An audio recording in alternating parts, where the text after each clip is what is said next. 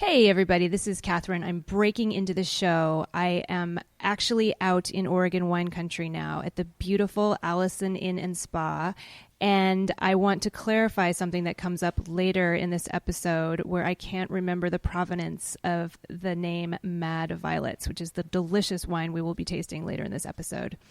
And I've just remembered the daughters of the winemakers are named Madeline and Violet, but Mad Violets was also the name of an 80s neo-psychedelia garage rock band. So just wanted to clarify that. Thank you. And here comes the show.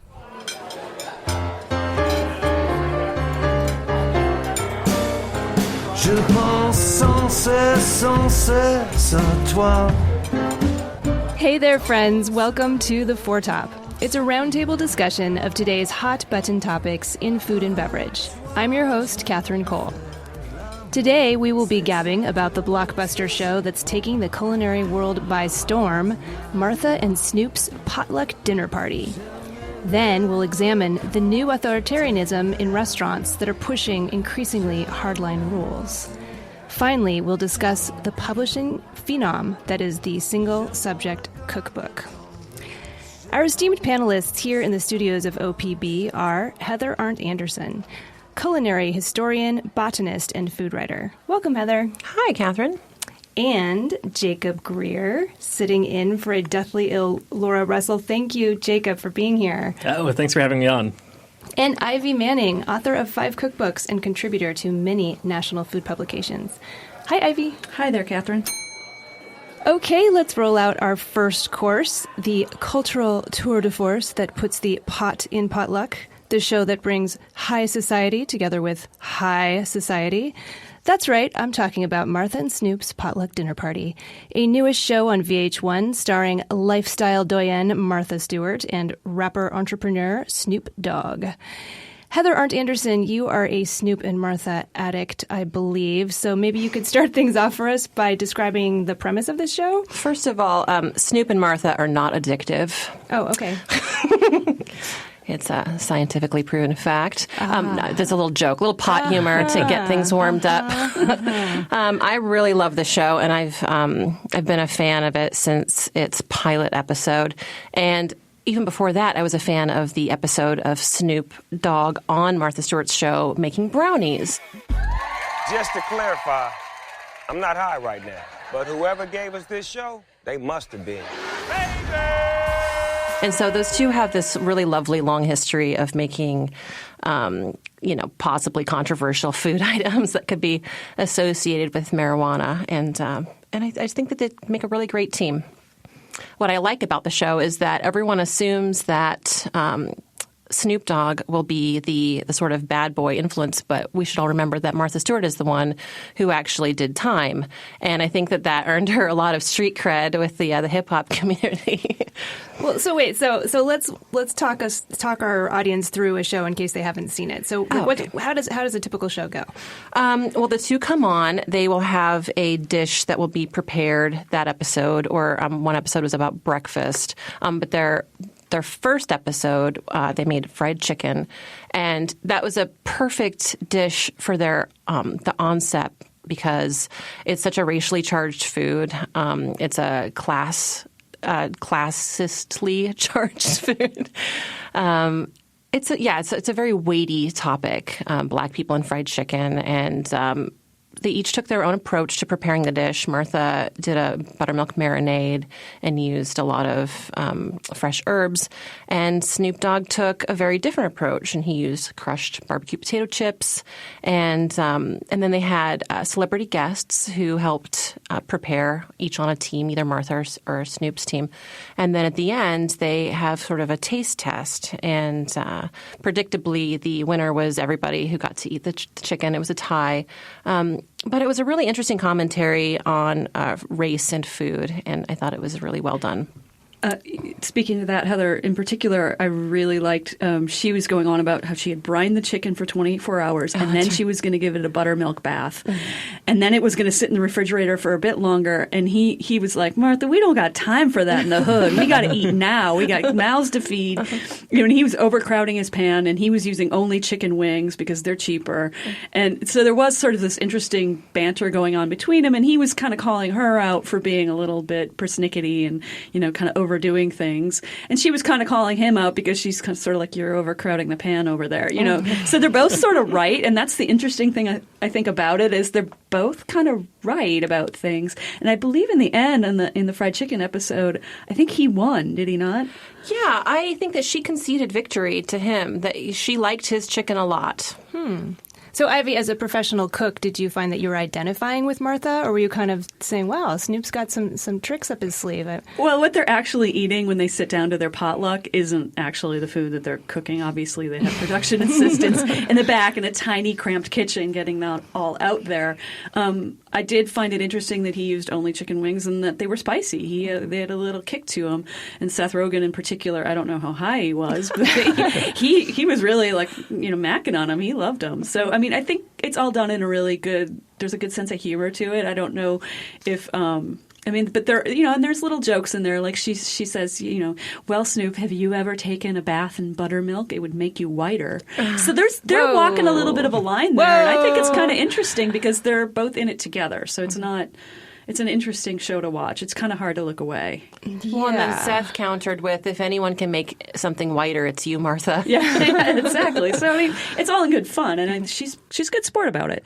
The only thing I do find about the show is it's a little stilted. They're reading off cue cards, and when they need to, go into a segue or whatever, she's very sort of stiff and very looking into the camera, and he's much more loosey-goosey, and there was a little bit of a weird juxtaposition between, a very official show and him kind of goofing off. So she's also 78 years old, right? Yeah. Is she really?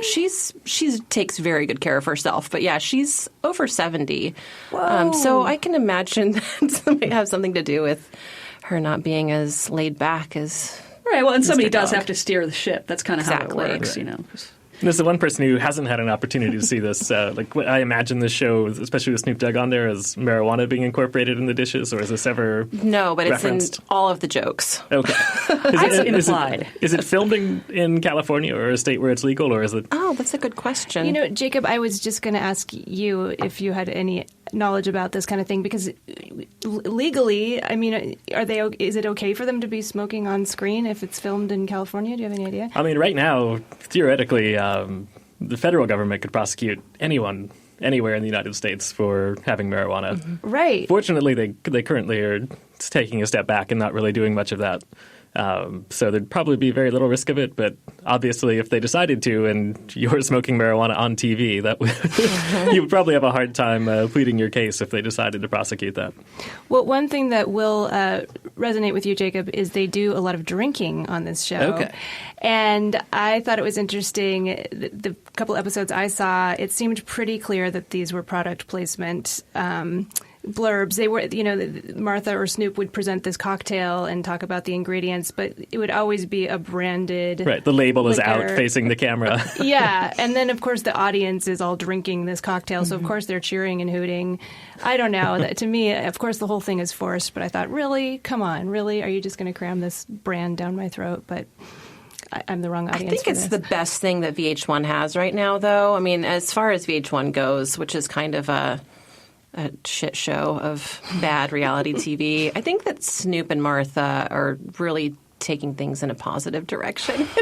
And I'm, of course, saying that as a fan.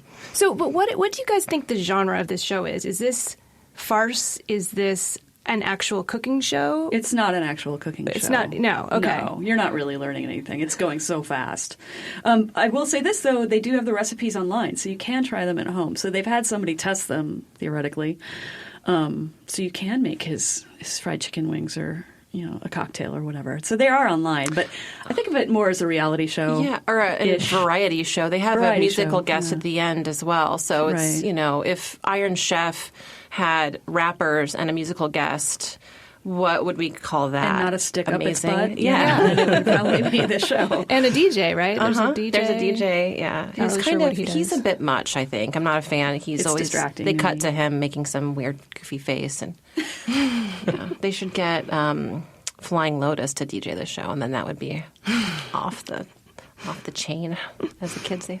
Is anyone else creeped out by the sexual innuendo that between Martha and Snoop? Or am I supposed to just be laughing at this? I don't know why. It's not between the two of them, but all of his rapper friends come and mac on her just gratuitously. It's wonderful. And I love her. She plays along. It's great. I think that's, you're right, Heather. I agree. I think it's really neat to see a woman beyond 40, for God's sakes, being, attractive and being flirted with. What is wrong with that? I think it's cute. I mean, it's really sweet. And she's playing along. It's not like she's like, "Ew, get your paws off me." She's, there's a wink and a nudge there. The whole thing is play. I mean, it's cute. She like slap a hand or tell someone to button his shirt, And Okay, you've won me over. I actually, I did. My heart did warm when I love Rick Ross, and he gave Martha a gold cheese grater necklace, gold-plated chain. I was like, oh, I love you, Rosé. Jacob, are you just dying to see it now that you've... I'm definitely curious now. I had never heard of the show until this morning. So this is all brand new to me. This is what happens when you drag someone in at the last minute. I have to say, I'm embarrassed to admit this. I'm gonna go public right now. I don't watch food TV. I find it stultifying. It makes me just want to die. I agree, Catherine. It's the worst. It's so heavy-handed, and I think the only good food shows are the ones that PBS are doing, like Mind of a Chef, and then the Netflix shows Chef's Table, where it's like the olden days, like in the 80s when we had great chefs of the West, where you were just going to sit there and watch what the chef is doing, and it's not about entertaining you. It's like you plebeian. If you sit down and shut up, maybe you'll learn something. And it's great. I loved that. But everything else is crap.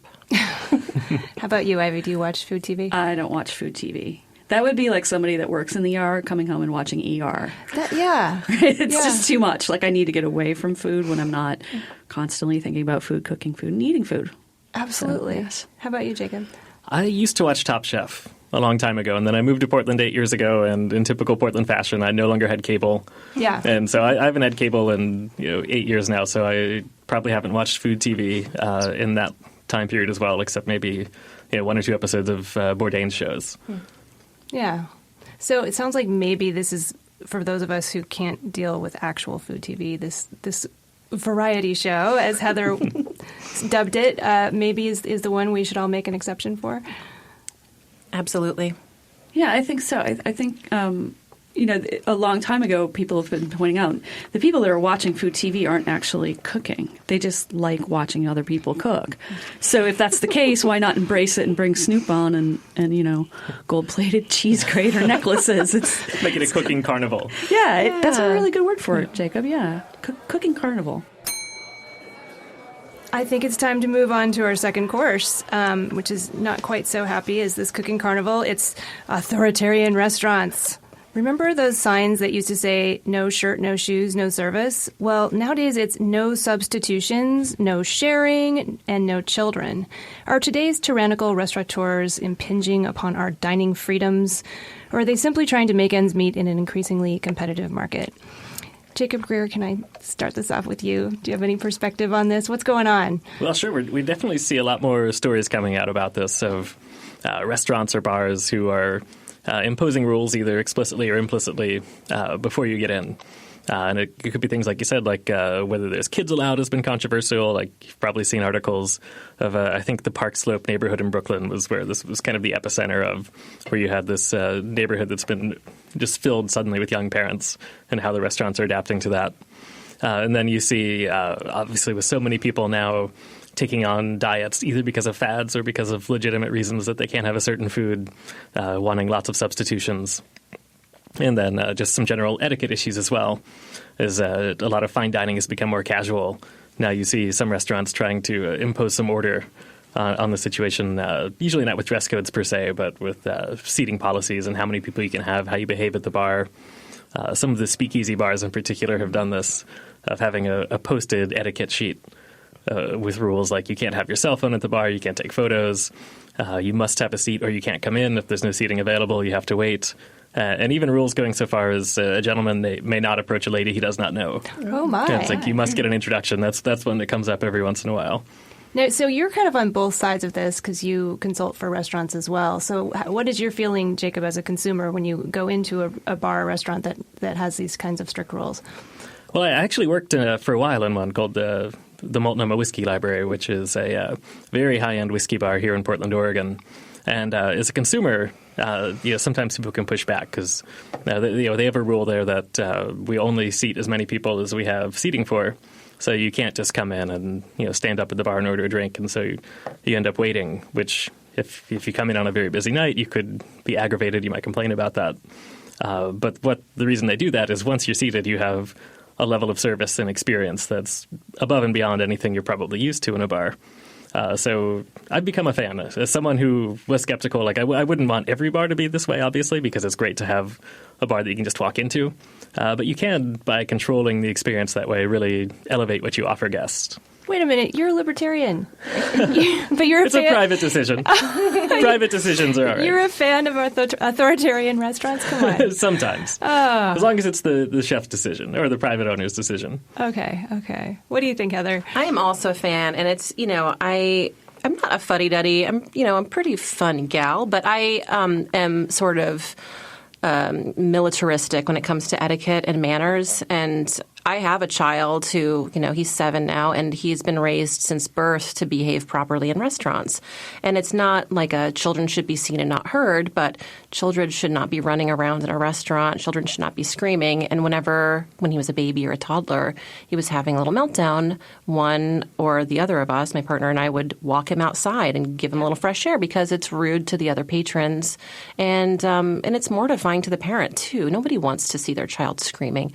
So over the years, he's just learned really impeccable restaurant manners. He brings his own little pad of paper and a pencil, and if he had a nice meal, he'll write a thank you note to the servers. Oh, that's cute. I'm kind of, like I said, militaristic about manners. But yeah, and all the restaurants where we are regulars, and that's another thing that we have as a family chosen to do, is invest in our relationships with our neighborhood establishments and becoming regulars. So the restaurant servers know our child, and they know not to freak out if they see us bring a kid in. They know that he's going to behave properly. And the only time I've seen explicit rules at a bar is at Huber's if you go in the bar, and they're the oldest restaurant in Portland, but they have a sign on the bar that says no cussing allowed, and you'll be asked to leave if you curse in there because it's a very old-fashioned place. I mean, it's been there since 1879, or it's been in that building since 1912. But it's the only rule, and I think it's a nice rule. If you're bringing your grandma or your mother-in-law into a restaurant and you don't want some crass tourists ruining it for everybody. Getting hammered on Spanish coffee. And I do agree with a no substitutions policy. I think that if you go into a restaurant knowing that you have certain restrictions to your diet for whatever reason you have those, you need to come prepared to make your decision accordingly. I used to have a coworker who had a deathly peanut allergy, and when she and I would work in the field together, she would just say, like, I can't eat at Thai restaurants because there will be peanuts in something. And she wasn't going to go in there and demand that they make her something without peanuts. She just knew her limits. And I thought that was a very responsible way to handle her restrictions. The same with a different coworker who had celiac. We just ate at Mexican restaurants because he would be able to choose some things on the menu and not have to demand or even request something be made specially for him. But, that's interesting you point that out, that Heather, that you've, two different people. And my husband's pescatarian, and he's just sort of used to it. He's very clear, and he realizes that the onus is on him. Yeah.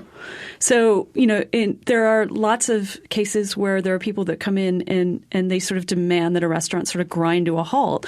I used to work the line in a very popular restaurant, and a certain sportswear mogul would come in with a pen and take it and circle the things, different elements of the different dishes, entrees that he would like. And he would always order fat-free mashed potatoes on a Friday night. And we would all have to stop and do what we had to do to get that done. But what that does is push everyone else's orders back. The second you see C server on the ticket that comes through the computer, everybody in the kitchen rolls their eyes because we'll accept it to a certain degree. But when it's stuff like fat-free mashed potatoes, well, that's just a vanity order. Mm-hmm. and he's loaded, so we all did it, but we did it and we rolled our eyes. So, you can take the onus on yourself if you're allergic to peanuts or there's a real medical issue. And then there's just the pain in the ass issue. For instance, there was a huge dust up when Victoria Beckham went to Jelena in LA, a very popular restaurant, and she ordered a salad with sauce on the side. And apparently that salad's like pre-made and mixed. And so they said no. And it became this huge dust up in the social medias because she wanted her sauce on the side. And, personally, I thought it was extra funny because she could probably use a little fat in her diet, for one thing. And the second thing is she has no idea what it's like to work in a restaurant and how hard it is in a place that popular to stop everything and remake a salad that's like already made up. It wasn't a composed salad. It was something that was already tossed together. I could understand if there was raw eggs in the dressing. She was pregnant at the time, if I recall correctly. That's the only case in which I think it would be reasonable to request. She wanted it on the side, so I don't think that was the common. issue. Yeah, it's when the salads are that pregnant. was because she wanted to dip her fork in the dressing to get less calories. Smell it. Yeah, smell it. I was curious, as we were researching this topic, I was curious about that because I always wonder, why do people order their sauce or their salad dressing on the side? I mean, I'm a dressing lover myself. I'm always asking for an extra dressing on the side. I want more. I've had some pretty overdressed salads where I can't even taste the vegetables that are being dressed. Right. It's like I don't really want a cup of ranch with a little lettuce garnishing it. Exactly. But I looked up on some websites why people do this, and apparently people who have onion allergies, sometimes chopped onions appear in salads and they kind of melt or disappear when there's dressing, and they don't want to, they don't want to be too much of a trouble, so they just eat around the onions, but they can't see them if there's dressing on there. So that sort of opened my eyes because, I don't know. Back to Catherine, I think like the whole idea of this sort of being, is this the Gestapo or is it a restaurant? This whole thing. I think, with razor fine margins and restaurants getting huge buzz and when they're super busy, it's expensive, it's costly to provide for the whim of every customer. I mean, I think in most cases, kitchens are happy to do it.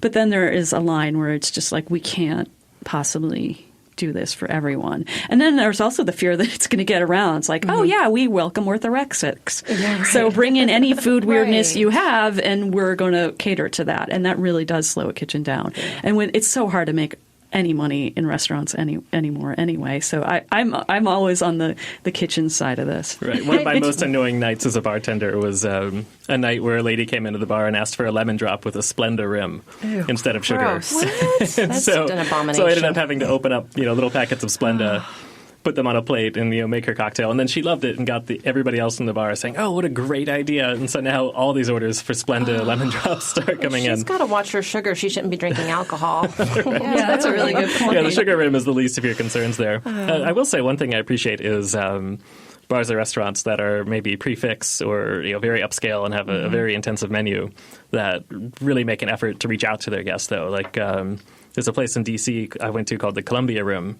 And what their old model was, it was a prefix cocktail and light food event. So you would show up, you get a glass of champagne, you get a light snack, you get a cocktail that everybody gets the same drink.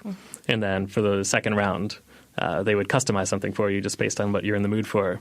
But you would make your reservation, and they would call you the day before and say, do you have any dietary restrictions, anything you particularly like, anything you don't like? And so before you even entered the door, they knew they were ready for you. And could handle any of those things in advance. That sounds delightful. That is so great because as someone who has a couple dietary restrictions, I am always kicking myself when I forget to call a place in advance. Because I try to call when I can remember to say, hey, I just want to make sure, do you have something that fits my needs? And like I have a kid who's allergic to peanuts or whatever. But yeah, if you forget to make the call and you are a conscientious person, you feel like a jerk when you get there and say, do you have anything that we can eat? Right. And I'm always impressed by chefs who might be working in a very intensive, prefix multi-course dinner that is not very flexible, but who are willing to make those changes as long as they have the warning to do it. Yeah. I think Catherine raises a really good point, though, is being conscientious is something that I think a lot of diners it doesn't occur to them to think of what another person is going through to prepare their meal. And Ivy also raised a good point with the razor-thin margins, and that was actually the origin of the no substitutions policy. It came during the beginning of World War II when labor shortages meant that there just weren't a lot of cooks working in restaurants, and a lot more people were eating out because we had food rationing, and that was a way to get around it. And so people were coming into restaurants. They needed to find a way to expedite the cooking. And so the blue plate special became very popular, and that was where the no substitutions sort of originated. It was the early 1940s. And if you read restaurant management guides from that era, produced in New York and elsewhere in big cities, they recommend a no substitutions policy to save your costs and to keep things streamlined in the kitchen, allowing you to trim back on staff a little bit. That is so interesting. So glad to have a food historian in the room with us today. Can I read through some of these restrictions I've been reading about lately, and you all tell me, just like do a lightning round here. No standing at the bar. What do you think? Depends on the bar. There are some bars where I think that's a great policy. Agree. No cell phones. No photos. I think that taking photos of your food for Instagram is tacky. There, I said it. Oh, no, it's part of my business model. Yeah. So I believe in photos. Just no flash. Right. Totally agree. That seems And fair. no standing on a chair to get the overhead. Oh, yeah. Manners first, right, Heather? What about taking the food into the bathroom for better lighting? Putting it next to the window. That's on the floor. just dangerous. Okay, what about cash only? I know a place that has credit card restrictions, and I think it's good because they do have those thin margins. Yeah, I'm fine with that. Yeah, if it's a as long as I casual know spot. ahead. Yeah, as long as you know in advance, I think. Dining time limit. That's tough. No, don't that's agree. not fair. No reservations, I think, could be its own segment on another show. I don't even know if I want to go into it right now. How about no perfume? I strongly agree with that policy. Strongly agree. That would be, I don't know. I've never had to address that with a guest, as far as I know. I had a meal completely ruined by a woman wearing a gallon of perfume sitting immediately behind me, and I just couldn't taste anything else. And it's not because I'm some, super taster with an amazing olfactory system. Well, She just I am a was tacky. super taster, and it really bothers me. Oh, man, I'm sorry, Ivy, because I love perfume. Love it. By the spoonful, Yves Saint Catherine. Laurent Paris. Although I think there should be a no Axe body spray rule at all restaurants. Same. Agreed. How about credit card required to hold your reservation? I can see how a few bad apples have made that policy. But again, conscientiousness, if you know that you're going to have to give up your reservation, I bet you 9 times out of 10, if you called the restaurant and explained, that they would be happy to take your card off. It's people who don't show, I think, is what they're planning for. Exactly. That's my experience. Okay, and does anyone else other than me miss the day when they had a dress code at many upscale restaurants and they would have the ticky-tacky jacket and tie that they would give to a guy if he forgot to wear? Yes. I like I that. loved that. It's you're showing respect for the chef and the hard work that the people are doing to give you great service. You know, if you show up in a Winnie the Pooh sweatshirt to a beautiful restaurant, you're showing that you don't really care about yourself or them. Or your fellow diners. You're diminishing you're bringing the entire place down, frankly. It only bothers me when I travel, because I've had times where maybe I travel without a sport coat, and then I can't go to a place because I've refused to to wear whatever terrible jacket that they have. I bet your casual is still way better than most people's semi-formal, though, Jacob. Yeah, You're pretty really. sharp-dressed You've got some man. nice No purple sandals pants and on shorts, right now. I actually love it when someone I'm with, or loved it back in the day, would forget their jacket, because then we would always have a good laugh at the table and just sort of laugh about the ticky-tacky blue blazer all evening, and it sort of adds something fun to the dinner. With the brass buttons. With the brass buttons, yeah. Well, on that note, maybe we should have a little sip of something delicious. We didn't even talk about corkage fees. We'll save that for another show. But it has been very cold around here lately, and I keep accidentally leaving wine on my back porch, and it freezes.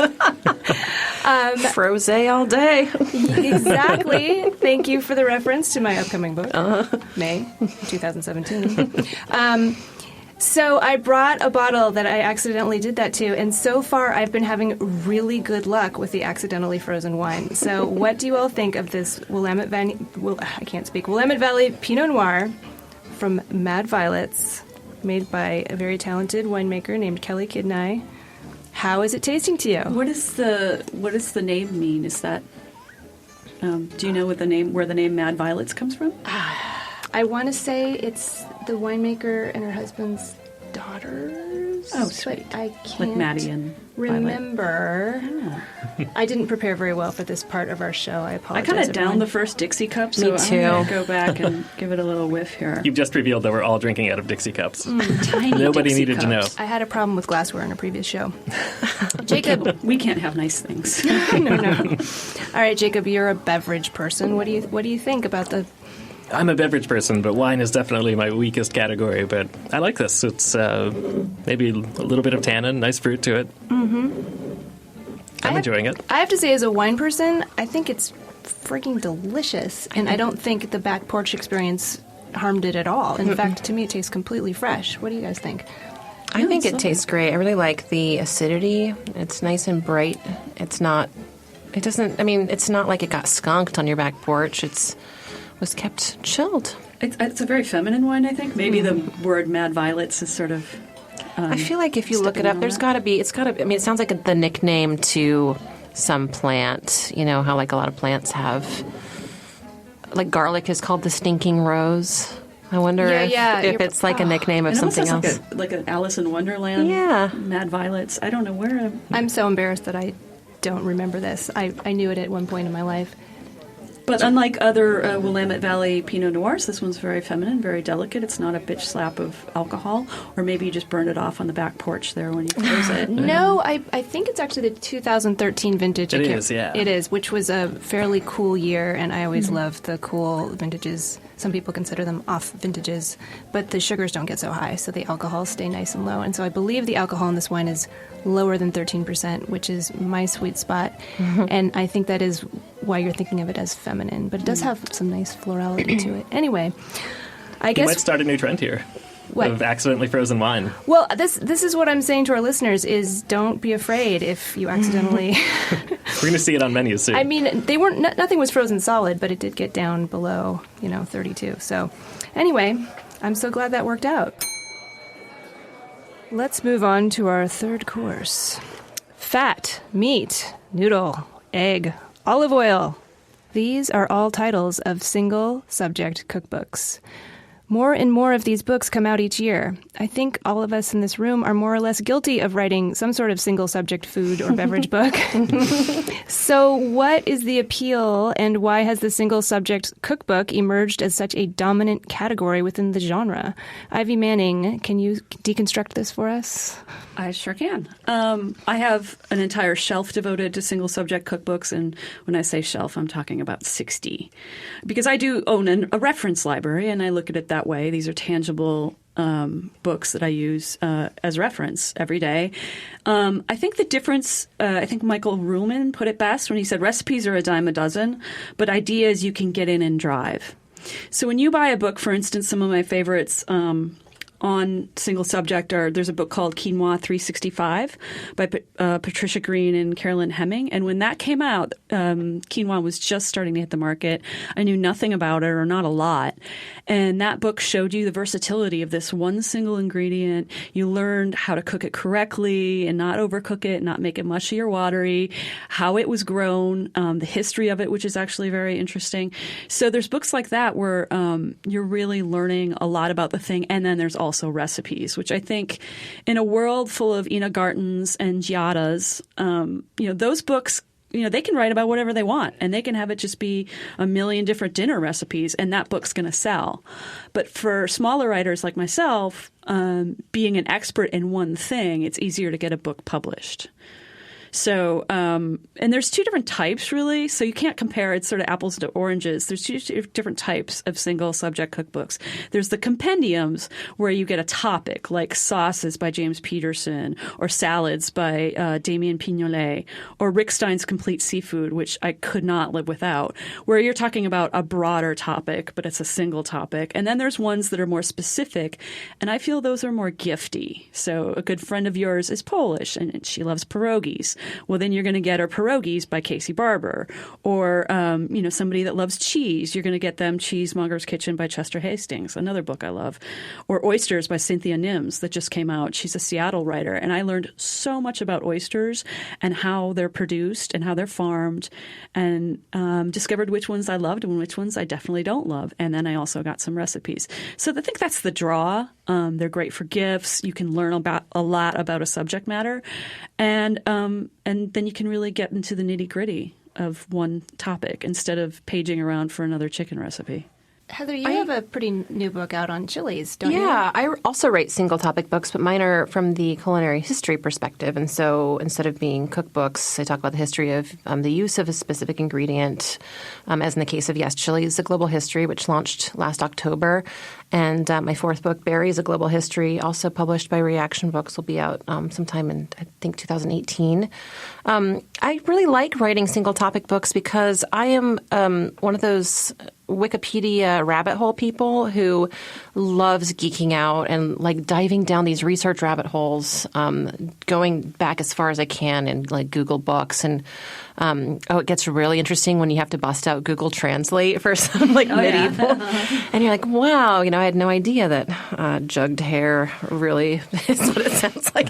But I love geeking out and just pouring. And then when you have this single topic, you can really pour into the really fun stories. You can find just the specific anecdotes that make a narrative out of something that shouldn't be narrative. Jacob, it seems as though mixology books have really gone single subject lately. Not that you would know anything about that, having written Cocktails on Tap. Right, which is actually about beer cocktails, because I know there's a lot of confusion. Not about putting cocktails in kegs, which is what a lot of people think the book is about. Right. And then for my approach, I was looking at the cocktail book market, and it's just we don't need another book of the canon, of the standards of here's yet another way. Here's another book that has a Manhattan and a martini and a Mai Tai and just all the standards that's been done so many times. And so if you want to make an interesting cocktail book with fun research, you kind of have to focus in on one topic. And so same thing, like you can get much more in depth and learn a lot of history with books like Punch by David Wondrich, where all he does is punch recipes and dials in really deep, several centuries of history to get into that. The great book on gin by Leslie Solmonson is great. Seen ones on individual spirits. Whiskey obviously is very popular right now. And then it seems like in cocktails now, if you're not doing the canon, you're doing either something very narrow or you're doing technique. And it's got to be one of those two. Wine books more and more are just single subject as well. And it's hard nowadays to find a subject that hasn't already been covered. I was actually pretty excited that there wasn't really a good rosé book out there. So I'm excited for that to come out. But one thing I find interesting is that the single subject books have become their own sort of award category. Have you noticed this? Yeah. IACP, I think, and James Beard Awards. I think. Wait, I'm not sure if the IACP has. They do. They do, yeah. I'm just wondering which came first, almost the chicken or the egg. Was it? I feel like I'm not so sure on cookbooks, but I feel like before Kurlansky wrote Salt and Cod, there wasn't a whole lot out there. Certainly not enough to warrant its own category for food book awards. Have you noticed that there's been an increase lately, Ivy? I definitely think there has, and I think that is because there's sort of this celebritization, if that's a word, of cookbooks. So if it's, like I said, somebody like me, a little fish, could never write, my favorite 365 recipes I feel like cooking right now book. That's just not going to work. So in a narrowing market, to get a niche is actually a great thing. And it makes a lot of sense. And it's, you know what you're getting also. When you walk into a store, you're like, oh, I like oysters. And then you're going to pick up that book. I love crackers and dips. I'm going to get this book. So niches help sales in a way because you know what you're getting and it's easier to stand out in a crowd. And that said, Heather and Jacob, you both know it is incredibly difficult to get a book published anymore about food or drinks. So to make a niche for yourself is actually a really great way to market yourself and become an expert. And then you're flown all over the world to make cocktails. As Jacob just told me. Oh, Jacob. It's not the same in history. I feel like I've been flown nowhere. Actually, that's not true. I was flown to L.A. to shoot a TV pilot because I wrote a book about the history of breakfast, and somebody was interested in doing a show on etiquette. And so etiquette at the brunch table was... But yeah, I didn't know that it would be possible to do anything besides just grind at freelance gigs. But most of the academic publishers are always looking for authors. And so if you are somebody who has strong technical writing skills and an interest in a specific subject, then if you can write a strong proposal, then that's really your entree into the glamorous world of food writing. Well, wait a minute, Ivy. I want to back up a little bit. Two things you mentioned. First of all, you have been very wily with your books because crackers and dips, that's two subjects. It is. It was originally pitched as crackers, and they said, you know what this needs? And I said, dips? And they said, yeah. But it's sort of, and there's ones that are, like tacos and margaritas. And I mean, there's a little room to like wiggle there. But, it's a finite subject matter, let's put it that way. I mean, maybe not single subject. My next book that comes out next fall is quick soups and breads. So it's fast stuff that you can get on the table. But it's like Jerry Seinfeld said, if you just serve soup, you're getting screwed out of a meal. So you need like bread on the side. So yeah, there is ways to wiggle around that and still be a single subject.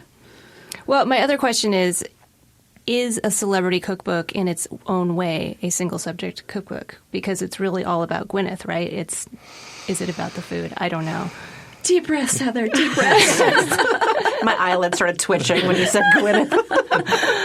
I'm just joking with you guys. Too. Can we see a Gwyneth and Snoop Dogg cooking show? Because that would be fun. Wow. I just want to see. Yeah, I don't know. There's no merit in dragging her down. But yeah, I would love to see her eat some gluten. I'd love to see her eat. Oh, poor thing. All she needs is a cheeseburger and a vacation. Isn't that what she said at the Oscars one year? Anyway, yeah. That's true. I believe that is true. Well, I think it's time to lighten up with a little dessert. How about I get us started getting back to weird food shows like Martha and Snoop? I just realized that this Japanese manga series I've been sort of dabbling in is also an anime show that you can watch on Hulu. So I have to tell you all about it. It's called Food Wars. Have you guys seen this? Or Shokugeki no Sama? Ivy, of course. Yes, you travel to Japan frequently. I'm sure you've seen this before. It's hilarious. The books are about this scrappy young boy who basically doesn't have parents and ends up at an elite culinary boarding school where only 10% of those students graduate. And there's a life or death cooking challenge on just about every other page that redefines the term knife fight. And each cooking experience ends up being like totally orgasmic and people's clothes are like falling off while they're eating. I'm not really sure why. It's just totally absurd and funny and a great way to get your mind off whatever's bothering you today. So I highly recommend it. The drawings are really great too. They're really beautifully done. Yeah. Beautifully rendered. It's a hoot. Jacob, you joined us at the last minute. Do you have anything to share for dessert? It's okay if you don't. Yeah. Since we were talking single subject cookbooks and it's been very cold winter here, I've been on a chili kick. So I was going to recommend Rob Walsh's The Chili Cookbook. Yeah, it's a good one. It's a compendium of probably about 40 or so recipes of chili, all different regional styles from around the country. And being from Texas myself, I'm very curious. So I've been cooking through some of those lately, including my big guilty pleasure of Cincinnati chili, Oh, yeah. My love husband's from city chili. Ohio. Oh, yeah, I agree. And I went to Rob Walsh's book dinner at Mi Mole when he was in town a year and a half or 2 years ago. It was good. Very delicious. Jacob, just for outsiders, can you explain what Cine chili is? So Cincinnati chili, yeah. The core of it is a very liquidy, almost sauce-like chili, usually with some cinnamon and some chocolate. And then what makes it very weird from people who eat chili from other places is that it's served over spaghetti noodles and then with some finely shredded cheddar on top. And that's the 3-way. And then if you add onions or beans, it's a 4-way. And if you want all of it, it's a 5-way.